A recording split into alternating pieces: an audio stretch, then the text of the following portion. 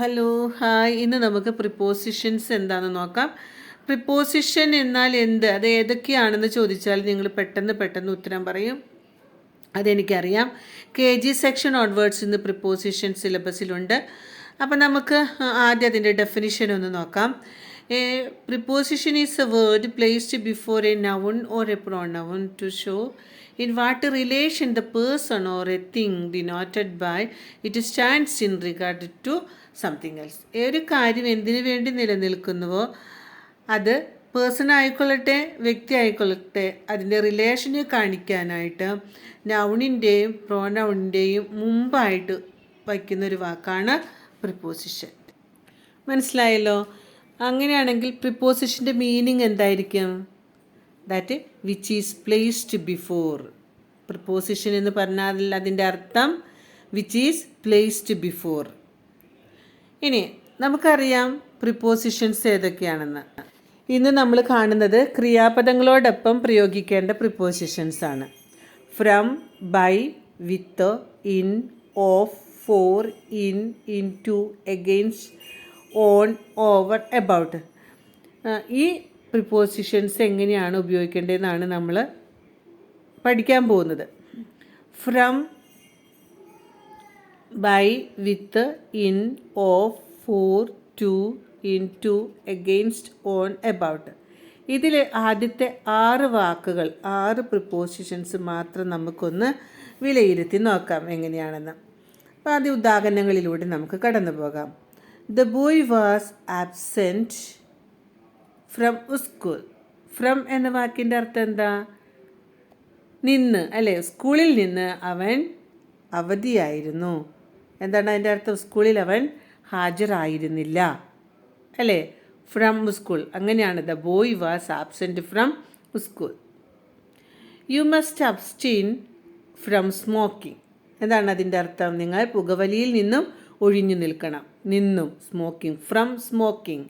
U must abstain from smoking. നിങ്ങൾ പുകവലിയിൽ നിന്നും ഒഴിഞ്ഞു നിൽക്കണം, അല്ലേ? അടുത്തത് നോക്ക്. My uncle has come from Bangalore.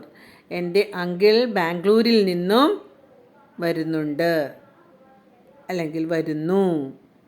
He prevent me from going there. അവിടെ പോകുന്നതിൽ നിന്നും അവൻ എന്നെ പിന്തിരിപ്പിച്ചു.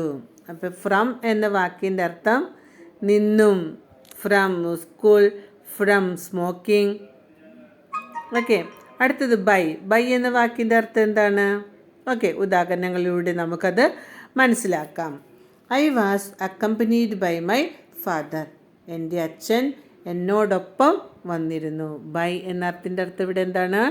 ബൈ. അടുത്തത് നോക്കിയേ. Please don't get disturbed by this news. ഈ വാർത്ത മൂലം അസ്വസ്ഥരാകരുത്. ഈ വാർത്ത കേട്ട് നിങ്ങൾ അസ്വസ്ഥർ ആകരുത്. അടുത്ത നോക്കിയേ. He was highly amused by my story. എൻ്റെ കഥ അവനെ രസിപ്പിച്ചു. എൻ്റെ കഥ അവനെ രസിപ്പിച്ചു. By my story. This packet should reach Mumbai by Monday.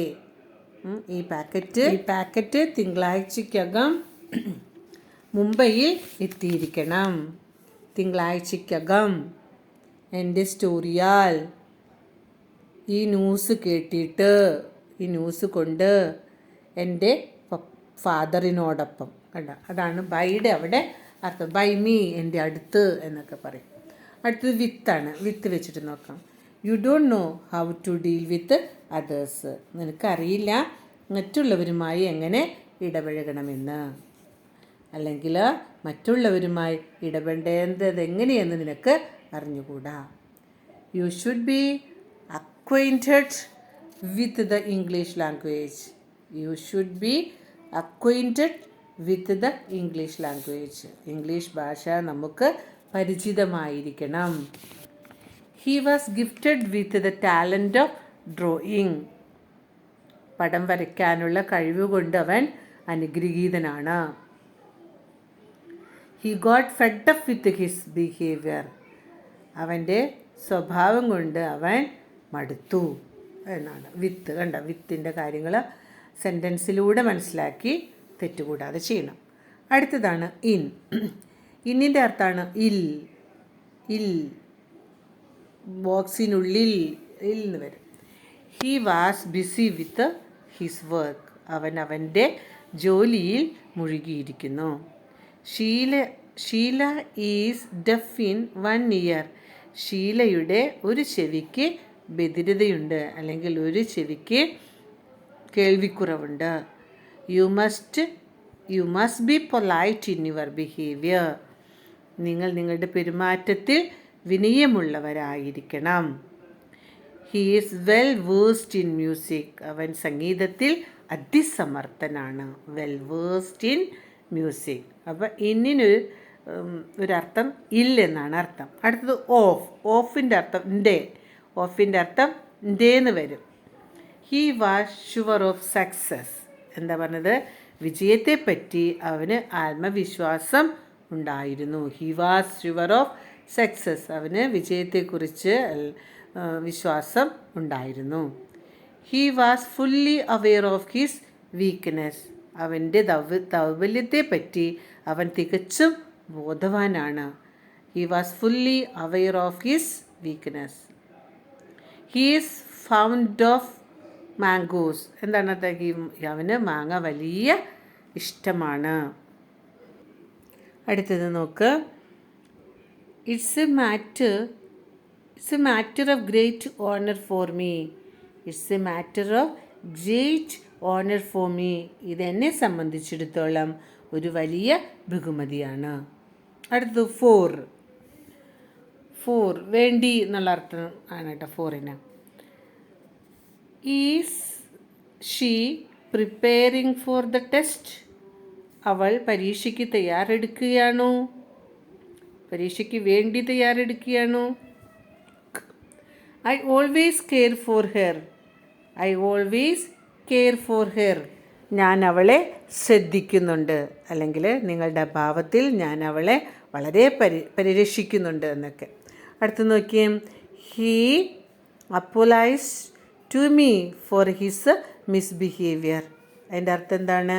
അവൻ തൻ്റെ ചീത്ത പെരുമാറ്റത്തിൻ്റെ പേരിൽ എന്നോട് ക്ഷമ ചോദിച്ചു. അവൻ തൻ്റെ ചീത്ത പെരുമാറ്റത്തിൻ്റെ പേരിൽ എന്നോട് ക്ഷമ ചോദിച്ചു.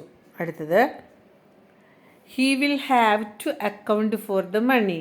അവന് പണത്തിന് കണക്ക് കാണിക്കേണ്ടി വരും. അവന് പണത്തിന് കണക്ക് കാണിക്കേണ്ടി വരും. He will have to account for the മണി.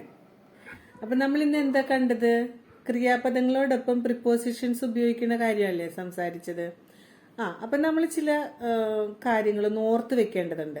നമുക്കത് വേഗം അപ്പം ഇതെവിടെ ഏത് പ്രിപ്പോസിഷൻ വയ്ക്കാം എന്ന് ഒരു ധാരണ കിട്ടും. അത് ഞാൻ പറയാം.